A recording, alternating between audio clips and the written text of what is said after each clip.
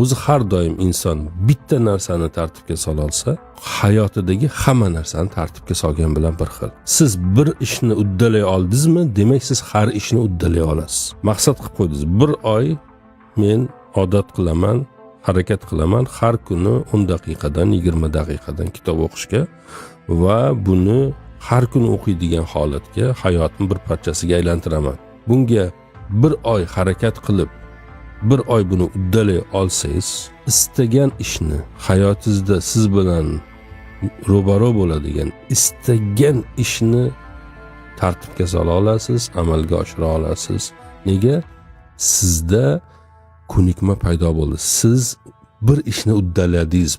Buni bahosi o qadar yuksak bir bahoki, buni o'zingizga eslatishingiz, o'zingizga bo'lgan qadrni o'zingiz tomoningizdan yuksak bir nuqtaga olib keladi va